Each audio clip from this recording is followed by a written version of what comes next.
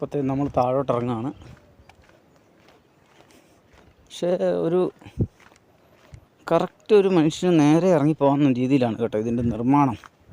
അതുകൊണ്ട് നമുക്ക് കാലിനൊന്നും ബലം കൊടുക്കേണ്ട ആവശ്യമില്ല, ഫ്രീ ആയിട്ട് ഇറങ്ങിപ്പോകാൻ പറ്റും. അതാണ് ഇതിൻ്റെ പ്രത്യേകത തന്നെ. ആ ഒരു പ്രത്യേക ആംഗിളിൽ തന്നെയാണ് അത് നിർമ്മിച്ചിരിക്കുന്നത്. പിന്നെ വെട്ടുകല്ലാണ്, അപ്പോൾ ചവിട്ടി നടക്കാൻ ഗ്രിപ്പ് ധാരാളം കിട്ടും. അതൊക്കെയാണ് ഇതിൻ്റെ പ്രത്യേകത. അപ്പോൾ നമ്മൾ താഴോട്ടിറങ്ങി നമ്മൾ കോട്ടയുടെ വെളിയിലേക്ക് പോകാനുള്ള പ്ലാനിങ്ങിലാണ്. അങ്ങറ്റം പോയാലും ഈ കാഴ്ചകളൊക്കെ തന്നെയാണ് നമുക്ക് ലഭിക്കുന്നത്. അതുകൊണ്ടാണ് നമ്മൾ വെളിയിലേക്ക് പോകാമെന്ന് വെച്ചത്.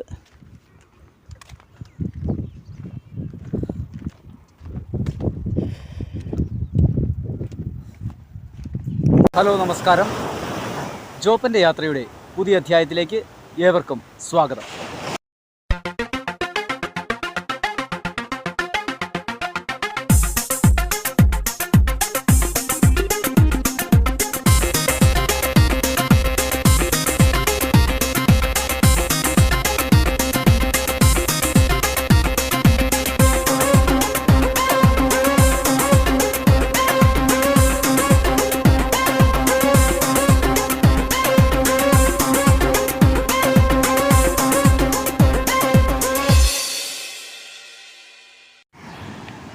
ഞാനിപ്പോൾ ഉള്ളത് കോട്ടിക്കുളം ബീച്ചിലാണ്. കാസർഗോഡ് ജില്ലയിലെ ഒരു പ്രശസ്ത ക്ഷേത്രം സ്ഥിതി ചെയ്യുന്ന സ്ഥലമാണ് കോട്ടിക്കുളം. അപ്പോൾ കോട്ടിക്കുളം ബീച്ചിലാണ് ഞാനിപ്പോൾ ഉള്ളത്. വളരെ മനോഹരമായ ഒരു തീരദേശ മേഖലയിലെ ഒരു ഹാർബറാണ്, ചെറുവള്ളങ്ങൾ പോകുന്ന ഒരു ഹാർബറാണ് കോട്ടിക്കുളം.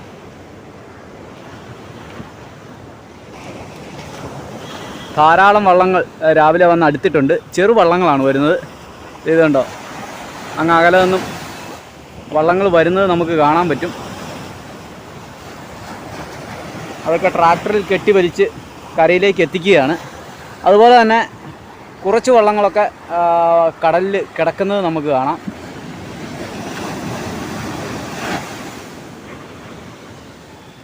പിന്നെ ഇവിടുത്തെ പ്രത്യേകത മറ്റൊന്നുമല്ല, ഞാൻ മുമ്പ് പറഞ്ഞിരിക്കുന്ന പോലെ തന്നെ ഈ പാറക്കെട്ടുകളാണ് ഇവിടുത്തെ ഏറ്റവും വലിയ പ്രത്യേകത. അതേ ആ വള്ളം കിടക്കുന്നതിൻ്റെ അപ്പുറത്തൊക്കെ ഒരു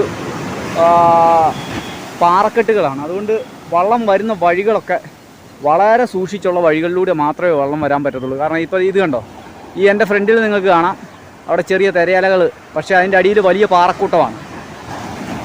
ആ വലിയ തിര അടിച്ച് കയറിയത് ഒരു പാറക്കൂട്ടത്തിലേക്കാണ്. അപ്പോൾ തിരയുള്ളപ്പം അറിയാൻ പറ്റില്ല പാറ അവിടെ എഴുതി നിൽപ്പുണ്ടോയെന്ന്. അങ്ങനെയാണ് പണ്ട് കാലത്ത് ധാരാളം കപ്പൽ അപകടങ്ങൾ ഉണ്ടായിട്ടുള്ളത്. ഇതായിപ്പോൾ നിങ്ങൾക്ക് കാണാം, അങ്ങ് അകലെ സമീപത്തായിട്ട് ഒരു ട്രാക്ടറിലോട്ട് വള്ളം ബന്ധിച്ച് വള്ളം കരയിലേക്ക് കയറ്റാൻ പോവുകയാണ്. ബെൽറ്റിട്ട് വലിച്ചാണ് കയറ്റുന്നത്. ഇതാ വള്ളം വലിച്ച് കയറ്റിക്കൊണ്ടിരിക്കുകയാണ്.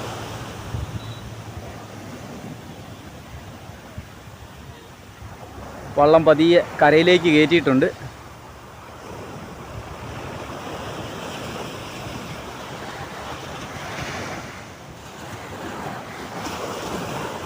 നമ്മുടെ വടക്കൻ ജില്ലയിലെ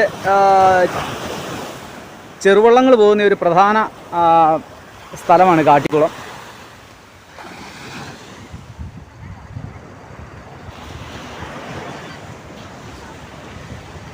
ത്രയംബകേശ്വര ക്ഷേത്രമാണ് എൻ്റെ മുന്നിൽ കാണുന്നത്. അതിൻ്റെ ഒരു മണ്ഡപം ഇവിടെ സ്ഥിതി ചെയ്യുന്നുണ്ട്. ഇവിടെ ആളുകളൊക്കെ വന്നിരിക്കാനുള്ള ഒരു മണ്ഡപമാണ്. ഈ ത്രയംബകേശ്വര ക്ഷേത്രം വളരെ പുരാതനമായിട്ടുള്ളൊരു ക്ഷേത്രമാണ്.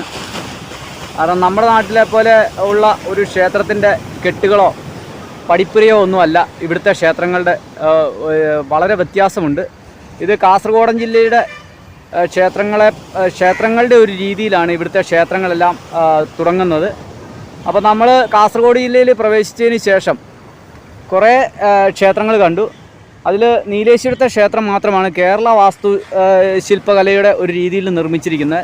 ബാക്കി ക്ഷേത്രങ്ങളൊക്കെ നമ്മുടെ കർണാടക രീതിയിലാണ് നിർമ്മാണം നടന്നിരിക്കുന്നത്. അതുപോലെ തന്നെ നമുക്കറിയാം, കേരളത്തിൽ നിന്നും തമിഴ്നാട് ഏരിയയിലോട്ട് ചെന്ന് കഴിഞ്ഞാൽ, അതായത് നമ്മുടെ തോട്ടം മേഖലയിലൊക്കെ ചെന്ന് കഴിഞ്ഞാൽ നമുക്ക് കാണാൻ പറ്റുന്ന ക്ഷേത്രങ്ങളൊക്കെ അത് ഒരു തമിഴ്നാടിൻ്റെ ശൈലിയിലാണ് അവിടുത്തെ ക്ഷേത്രങ്ങളുടെ ഒരു മുഖപ്പും കാര്യങ്ങളുമൊക്കെ. ഇവിടെയും അതുപോലെ തന്നെയാണ്. ഇതിൻ്റെ ഇത് പുറത്തേക്കുള്ള വഴിയൊക്കെ തുറക്കുന്ന മണ്ഡപങ്ങളൊക്കെ ആ ഒരു കർണാടക രീതിയിലുള്ള ക്ഷേത്ര കെട്ടുകളാണ്. അപ്പോൾ ക്ഷേത്രത്തിനുള്ളിലൊന്നും നമുക്കിന്ന് പ്രവേശിക്കാനുള്ള അവസരം കിട്ടുമെന്ന് എനിക്ക് തോന്നുന്നില്ല. അതുകൊണ്ട് നമ്മൾ ഇവിടെ നിന്ന് ആ ക്ഷേത്രത്തിൻ്റെ ഭംഗി ഇവിടെ നിന്ന് നമുക്ക് ആസ്വദിക്കാമെന്നുള്ള രീതിയിൽ നിൽക്കുകയാണ്. അപ്പോൾ അതേ വള്ളം കെട്ടി വലിച്ചിട്ട് ട്രാക്ടർ തിരിച്ചു വന്നിട്ടുണ്ട്. നമ്മൾ മറ്റു തീരങ്ങളിലൊക്കെ കണ്ടത് അവർ ഒരുപാട് പേര് കൂടി തള്ളിക്കയറ്റുന്നതൊക്കെയാണ്. വലിയ റബ്ബറിൻ്റെ റോൾ ഇട്ടിട്ട് അതിൻ്റെ മുകളിലൂടെ വള്ളങ്ങൾ വലിച്ചു കയറ്റുന്നതാണ് കണ്ടത്. പക്ഷേ ഇവിടെ അങ്ങനെയല്ല. ഇവിടെ ട്രാക്ടറിൽ തന്നെ വലിച്ചു കയറ്റുന്ന രീതിയാണ്. നമ്മൾ കടലിലേക്ക് നോക്കുകയാണെങ്കിൽ ഒരു ചേട്ടായി പോയിട്ട് വലയെറിഞ്ഞ് നിൽക്കുന്നുണ്ട്. ഇതുണ്ടോ?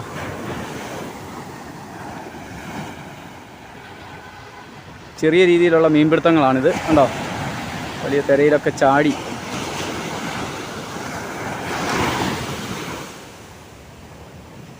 വല വലിച്ചു കയറ്റിക്കൊണ്ടിരിക്കുകയാണ്.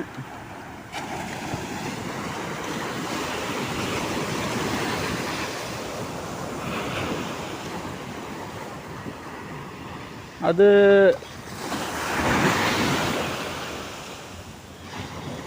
ഒറ്റവലയാണ് കേട്ടോ. അത് അവിടെ നിന്ന് ഇട്ടിട്ടിട്ട് ഇങ്ങ് പോകുന്നതാണ്. അവിടെ നിന്ന് ഇട്ടിട്ട് വന്ന് ഇവിടെ വലിച്ചു കയറ്റുകയാണ്.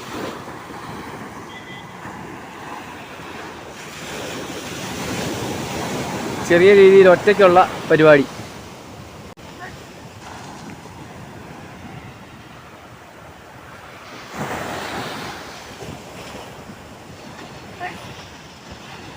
മൂക്കി വെള്ളം കയറിയതാ.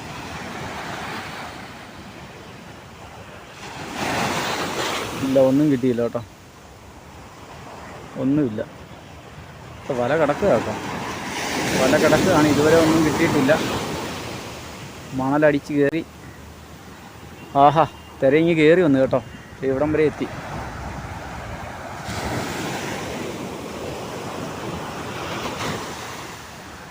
ഏതോ 1-2 മീനുണ്ടെന്ന് തോന്നുന്നു.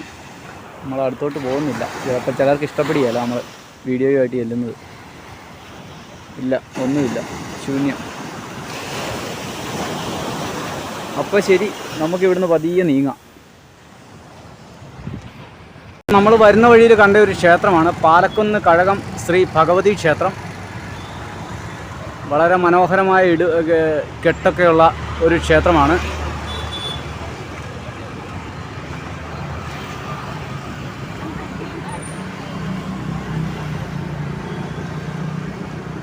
ക്ഷേത്രത്തിൻ്റെ മുമ്പിൽ തന്നെ ഒരാന നമ്മളെ സ്വാഗതം ചെയ്യുന്നതാണ്. ഇത് എല്ലാം കർണാടക മോഡലിലുള്ള ഒരു ക്ഷേത്രമാണ്. ഈ വാതിൽപ്പുര ഇത് 1996 നിർമ്മിച്ചതാണ്.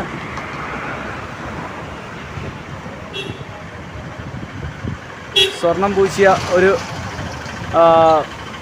ഗേറ്റാണ് ഇതിനുള്ളത്. അപ്പോൾ ഇതിൻ്റെ ഉള്ളിലോട്ട് കയറണമെങ്കിൽ ഞാൻ അനുവാദം ചോദിക്കട്ടെ. കയറി കണ്ടിട്ട് വരാമെന്ന് വിചാരിക്കുന്നു.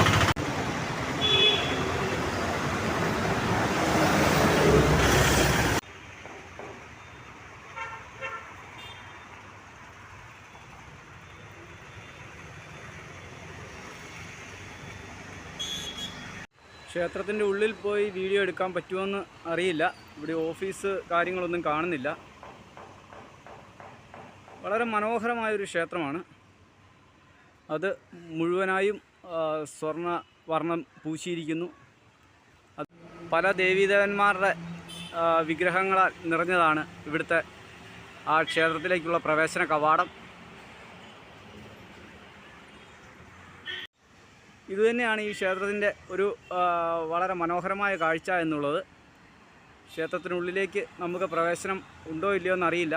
ഏതൊക്കെയാലും നമ്മളിവിടെ ആരെയും കാണുന്നില്ല. കാണുകയായിരുന്നെങ്കിൽ ചോദിച്ച് മനസ്സിലാക്കാമായിരുന്നു. ഇതാണ് ഇവിടുത്തെ ഗുളികൻ സ്ഥാനം.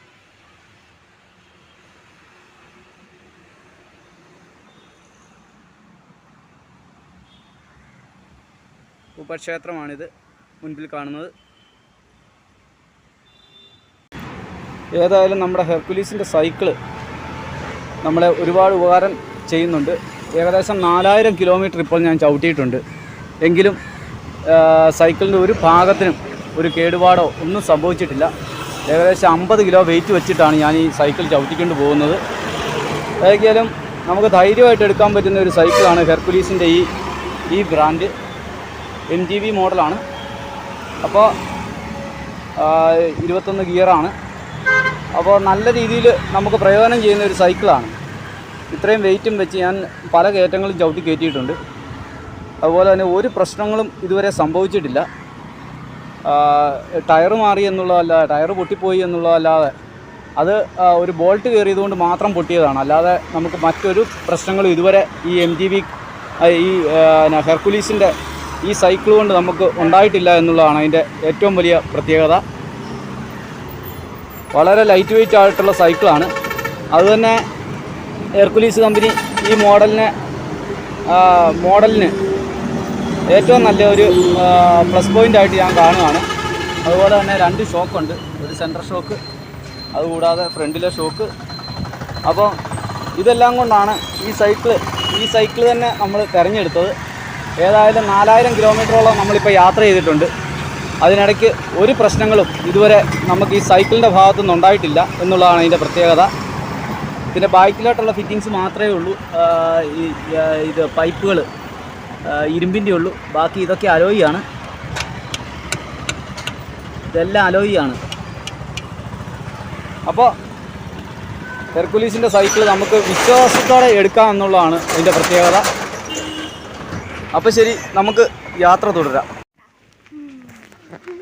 കുറേ പേര് എന്നെ തടഞ്ഞു നിർത്തിയിരിക്കുകയാണ്. നമ്മുടെ കുഞ്ഞിനെ കണ്ടിട്ടാണ് തടഞ്ഞു നിർത്തിയത്. പുറകോട്ടൊക്കെ കുറേ പേര് ഓടിയിട്ടുണ്ട് കേട്ടോ, അവർക്ക് ക്യാമറയെ കാണണ്ടെന്ന്. അപ്പോൾ ഇവരെല്ലാം കൂടി തടഞ്ഞു നിർത്തി. ഇവർ അവധി തുടങ്ങിയത് കൊണ്ട് എല്ലാവരും ഇവിടെ ഒരുമിച്ച് കൂടി ഇരിക്കുകയാണ്, ഐസ്ക്രീമൊക്കെ കഴിച്ചുകൊണ്ട്. കുറേ പേരൊക്കെ പുറകോട്ട് ഓടിയിട്ടുണ്ട്. അപ്പോൾ ഞാൻ കാപ്പിൽ ബീച്ചിലോട്ട് പോകണ വഴിക്കാണ് ഈ മക്കളെ കണ്ടത്. അപ്പോൾ ഇവർ നമ്മളോടൊക്കെ സംസാരിച്ച് കുറച്ച് നേരം ഇരിക്കുക കേട്ടാന്നൊക്കെ പറഞ്ഞ്, അവർക്ക് കുഞ്ഞിനെ കാണാൻ വേണ്ടി. അപ്പോൾ കുഞ്ഞിനെയൊക്കെ കണ്ടിട്ട് ഞാൻ പതിയെ കാപ്പിൽ ബീച്ചിലോട്ട് പോവുകയാണ്. അപ്പോൾ ശരി അല്ലേ. കാസർഗോഡ് ജില്ലയിലെ പ്രശസ്തമായൊരു ബീച്ചാണ് കാപ്പിൽ ബീച്ച്. ഇത് തൃശ്ശൂർ കാപ്പിൽ ബീച്ചല്ല, അത് നമ്മുടെ കാസർഗോഡ് കാപ്പിൽ ബീച്ചാണ്. അപ്പോൾ നമ്മൾ കേരള ടു കാശ്മീർ യാത്രയിൽ ഇങ്ങനെ വന്നപ്പോൾ ഈ കാപ്പിൽ ബീച്ചിനെ കുറിച്ച് കേട്ട് നമ്മൾ വന്നതാണ്. അപ്പോൾ നിറയെ തെങ്ങിൻ തോപ്പുകളുള്ള ഒരു പ്രദേശമാണ്. നിങ്ങൾക്കറിയാം കാസർഗോഡ് കണ്ണൂരെല്ലാം തെങ്ങിൻ തോപ്പിൻ്റെ ഏരിയയാണ്. ഇതാ കുഞ്ഞ് നടക്കുന്നത് ഇതുണ്ടോ. അവർക്ക് സന്തോഷമുള്ള ദിവസമാണ്. കാരണം ഞങ്ങൾ ഒരു ഉച്ചയായപ്പോഴത്തേനും ഇവിടെ വന്നതാണ്.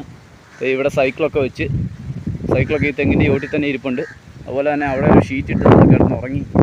ഉറക്കമൊക്കെ കഴിഞ്ഞ് ഞങ്ങൾ എഴുതിയിട്ടാണ്. അപ്പോൾ കുഞ്ഞ് ഇതിലെ പാഞ്ഞ് നടക്കുന്നു. മുക്കിപ്പോൾ മണൽ കയറി, നല്ല കാറ്റുണ്ട്, മുക്കിൽ മണൽ കയറിയിട്ട് അവൾ തുമ്മി നടക്കുകയാണ്. അവൾ കാഴ്ചകളൊക്കെ കണ്ട് സന്തോഷിച്ച് നടക്കുന്ന ഒരു സീനാണ് കാണുന്നത്. അപ്പോൾ ഇവിടുത്തെ ഒരു എന്ന് പറഞ്ഞാൽ നമ്മൾ രാവിലെ മറ്റൊരു ഹാർബറിൽ ചെന്നിട്ട് വന്നതാണ്. കുഞ്ഞി കടപ്പുറത്തോട്ട് ഇറങ്ങി വരുന്നുണ്ട്. ഇത് ഭായിമാരുടെ അക്കോമഡേഷനാണ്. ഇതിൻ്റെ തൊട്ടടുത്താണ് താജ് മലബാർ ഹോട്ടൽ. അപ്പോൾ അവിടുത്തെ ജോലി ചെയ്യുന്ന ആളുകളാണ് അവിടെ താമസിക്കുന്നത്. അപ്പോൾ അവരോട് ചോദിച്ചപ്പോഴത്തേനും കുഴപ്പമില്ല, ഇവിടെ തങ്ങാം എന്ന് പറഞ്ഞു. അപ്പോൾ ഇന്നിവിടെ ഈ കടലിൻ്റെ തീരത്ത്, ഈ കടപ്പുറത്ത് നമ്മൾ ടെൻ്റ് അടിച്ച് കിടക്കാമെന്നാണ് വിചാരിക്കുന്നത്. നല്ല കാറ്റുള്ളതുകൊണ്ട് ടെൻ്റ് അടിച്ചാൽ എങ്ങനെയാണെന്നില്ല. അപ്പോൾ കുഞ്ഞിനെ കൂട്ടിലാക്കിയിട്ട് ഞാൻ പതിയെ ഒരു ചായ കുടിക്കാൻ വേണ്ടി വന്നതാണ്. അപ്പോഴത്തെ കാപ്പിൽ ബീച്ചിൽ എൻ്റെ പുറകിൽ നിങ്ങൾക്കൊരു ചെറിയ ചായക്കട കാണാം. നല്ല അടിപൊളി ചായയാണ്. ഒരു സാൻഡ്വിച്ചും വാങ്ങിച്ച്. അപ്പോൾ വൈകുന്നേരത്തെ ഭക്ഷണം, ഉച്ചയ്ക്കത്തെ ഭക്ഷണം എല്ലാം കൂടി ചേർത്ത് ഒരു ചായ ഒരു സാൻഡ്വിച്ചും ആക്കിയിരിക്കുകയാണ്. അപ്പോൾ കാപ്പിൽ ബീച്ചിൽ ഇപ്പോൾ ആളുകൾ കുറവാണ്. കാരണം 2 സമുദായങ്ങളുടെ നോമ്പ് ആചരണം നടക്കുന്നതുകൊണ്ട് ആളുകളൊന്നും കൂടുതൽ വെളിയിലോട്ട് വരുന്നില്ല. പിന്നെ നോമ്പ് തുറയും കാര്യങ്ങളൊക്കെ ആയതുകൊണ്ടും ആണ് കൂടുതൽ ആളുകൾ വെളിയിലോട്ട് ഇറങ്ങാത്തത്. ഈ നോമ്പുകാലം കഴിഞ്ഞ് കഴിഞ്ഞാൽ പിന്നെ മൊത്തത്തിൽ കാപ്പിൽ ബീച്ചുകളെല്ലാം ഉണരും. അപ്പോൾ നമ്മൾ കുഞ്ഞിനെയൊക്കെ അവിടെ ആക്കിയിട്ട് ഇങ്ങ് പോകുന്നതാണ്. സൂര്യാസ്തമയത്തിൻ്റെ ഒരു സമയമായിക്കൊണ്ടിരിക്കുന്നു. നല്ല ശാന്തമായ കടൽ, പക്ഷേ ആഴങ്ങളിൽ പാറകളുള്ളതുകൊണ്ട് ഉള്ള ഒരു പ്രശ്നമേ ഉള്ളൂ. ആളുകളൊക്കെ വരാൻ തുടങ്ങി കേട്ടോ. ബീച്ചിലോട്ട് ആളുകളൊക്കെ എത്തിത്തുടങ്ങി. പലരും ഇഫ്താർ നടത്തുന്നത് ഈ ബീച്ചിലാണ്. ഈ ബീച്ചിൽ മാത്രമല്ല, മറ്റ് പല ബീച്ചുകളിലും ആളുകൾ കൂട്ടമായിട്ട് ഇഫ്താർ നടത്താറുണ്ട്. അങ്ങനെ കുറേ പേര് നിൽക്കുന്നതാണ്. അത് താജ് മലബാറിൻ്റെ ഒരു ഏരിയയാണ്. അങ്ങോട്ട് മറ്റുള്ളവർക്ക് പ്രവേശനമില്ല. അവരുടെ പ്രൈവറ്റ് ബീച്ചാണത്. ആ പാറ ഇടുക്കുകളുടെ അവിടം വരെ ആ ബീച്ച് ഇങ്ങനെ നീണ്ടു കിടക്കുകയാണ്. ഇത് നമ്മുടെ ലോക്കൽസിനുള്ളത്, പക്ഷേ ലോക്കലാണ് പവർഫുള്ള്. ഒരു കാക്കച്ചി ഇരിക്കുന്നുണ്ട. അപ്പോൾ ഒരു ചായയൊക്കെ കുടിച്ച് ഞാനിങ്ങനെ ബീച്ചിലേക്ക് നോക്കി ഇങ്ങനെ ഇരിക്കുകയാണ്. നല്ല അടിപൊളി കാഴ്ചയല്ല, ശാന്തമായിട്ടുള്ള ഒരു രീതിയിൽ ഇവിടെ ഇങ്ങനെ ഇരിക്കുകയാണ് ഒരു ചായയൊക്കെ കുടിച്ച്.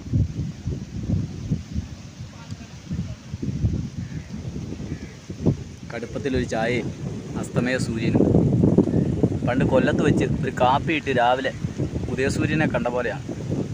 കടുപ്പത്തിലൊരു ചായയും അസ്തമയ സൂര്യനും, പിന്നെ ഒരു സാൻഡ്വിച്ചും. കാപ്പിൽ ബീച്ചിലെ ബീച്ച് കഫേ അത്യാവശ്യം നല്ല ഫുഡാണ്. സാൻഡ്വിച്ചും ചായയും കഴിച്ചു.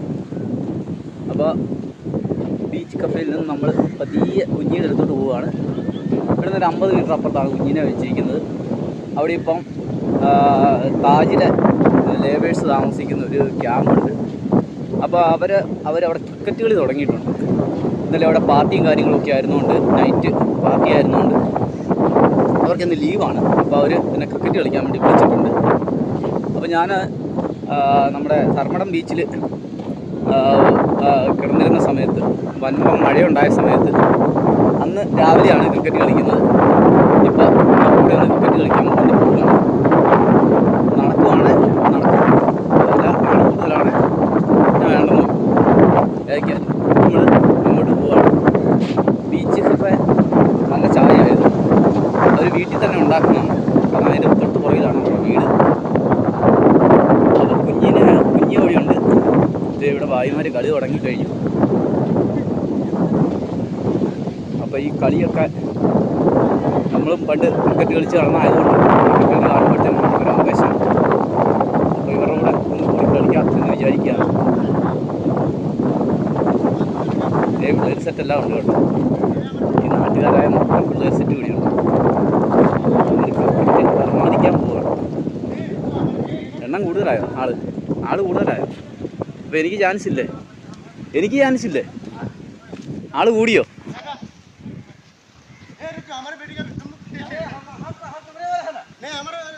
അങ്ങനെ ആസാം ടീമും കേരള ടീമുമായിട്ടുള്ള കളിയാണെന്ന് തോന്നുന്നു.